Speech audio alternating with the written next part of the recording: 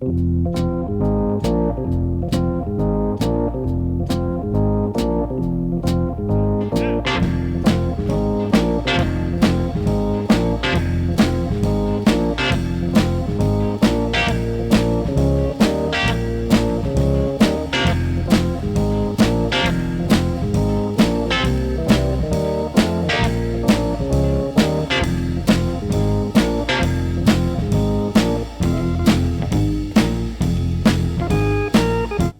back to Wiffleball Weekly. I'm your host, Barry McCockiner. We've had two series since the last episode, so we got a great episode today. I'm alongside my longtime analyst, Brooks Walton. Brooks, how we doing today? Hey, man, I'm looking forward to another week. I'm doing great. We had some exciting games this week, and, I can't wait to break these down and talk about that. Let's get straight into it. We know you love them. The 69ers with two sweeps, one of the semi-pros and one of the blue ballers. Obviously, they're 9-0, off to a perfect start. Jackson producing at the plate. He's off to a really hot start. Jacobs producing more than what people thought he would, and Cole Howard is having trouble getting out. So just break down the 69ers right now. Hey, listen to me, Barry, real quick. I brought something along for all the viewers at home. Yeah, you see this. This is a broom, because that's what the 69ers are doing. You know what? And all these other teams, the blue ballers said they was going to win out. No, sir. No, sir. 69ers coming straight right here. Broom. You see that? I know you see that. That's a broom. 69ers, 9-0. You know what? There's no beating them. I said they were going to win the league from the jump. Here they are. They're 9-0. But they're not going to lose. Mark my words. They're not going to lose. Actually, they might lose a couple games. But you know what? This is the best all-around team in the league. And I don't see anybody stopping them. And I'm going to just show you this real quick, one more time, Barry. You see that? That's a broom. Sweep. 69ers. Let's go, baby. Yes, they are 9-0, sitting atop the league, 4 games ahead of everybody. But sitting in second is the Panty Raiders, who swept the Blue Ballers also and then lost the series to the Semi-Pros 2-1. But they're sitting at 5-4. They're looking good. They're playing good wiffle ball. So break down the Panty Raiders for me. Yeah, no, they continue to play well. There's a reason that I picked them to be second. That's another good lineup from top to bottom. Connor, obviously, he's been playing really well, and Jordan is an early season MVP candidate. So, they could make a push in the playoffs, but I feel like I don't know if they have what it takes to win it all. They're a good ball club, though, so I look forward to seeing them go ahead. I will say this, too. B-Mart kind of struggling at the plate lately. I don't know if it's his sophomore slump or what, but, I expected a little bit more out of him. And, going later in the season, I hope for the Panty Raiders' sake that he can produce a little bit more. Yeah, obviously sitting at 5-4, that's still a good record in second place, 4 games behind the 69ers. Jordan struggled a little bit in the series against the semi-pros, but the numbers are still there. He's still up in the MVP race. B-Mart, he was off to a slow start, but he's producing a little bit more now, especially on the mound. He's got good numbers on the mound, and then Connor's Connor. He's always going to be consistently good in the league. Now to the next team, who's in third place, the semi-pros sitting at 3-6, but coming off a big series win against the Panty Raiders.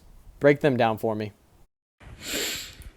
Where do I start? They have a big scandal going on. Their team captain, Reese, is involved in a scandal. Hopefully that doesn't keep him away from the field because they're going to need him. But other than that, I think, they're an average ball club. I think they're performing about where we expected them to, and I don't know much. I don't know if they're going to be able to do anything past win a few more games in the regular season, and then maybe win 1 or 2 in the postseason. But I just think that they're pretty average, and they're not going to do much when it comes down to the end of the year. Yeah, obviously their problem early was finding that guy on the mound, but I think the manager, Reese has really stepped up and shown that he's the guy, he's the ace. Obviously that helped them in the series win against the Panty Raiders, and then Luke's starting to heat up at the plate, and Smitty's producing about what everybody thought he would. So I think they're going to be okay. They'll be good. They'll be average, just like you said. Now on to the Blue Ballers, 1-8, obviously on an 8-game losing streak after winning the opening game of the year. They're struggling right now, so I want you to break down the Blue Ballers. Barry, I got one word for you when I think about the Blue Ballers, and that is garbage. That's all I got, they're garbage. Holy shit. Okay. Yeah, they've had problems, blowing leads this season so far. So they're there. They just can't seem to finish. That's what she said. But everybody makes the playoffs in this league, so they'll be in the playoffs. Maybe they'll get hot at the right time. Who knows? But yeah, right now they're struggling. So the next thing I want to talk about is the Rookie of the Year race. We brought it up in the first episode. Obviously 3 rookies, David Rowe, Cole Smithers, and Josh Fowler. Josh Fowler, very hot at the plate right now, putting up insane stats. And Smitty's not too far behind him, but Smitty also does it on the mound as well. And then D-Rowe's struggling, but he'll find his way. So right now I think it's between Josh and Cole. Who are you going with right now? I'm going with Cole. He's more valuable to his team. His team is better. So in my opinion, you give Rookie of the Year to the first year player who helps out their team the most. So yeah, Cole's the answer there. Yeah, I can see both ways. Obviously, Josh right now is the main source of offensive production for the Blue Ballers, hitting .426 with 8 bombs and 20 RBIs.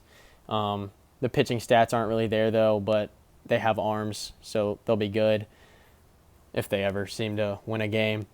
But then Smithers is hitting .341 with 4 dongs and 7 RBIs, but the kid plays hard and he scores every time he reaches base, damn near, seems like.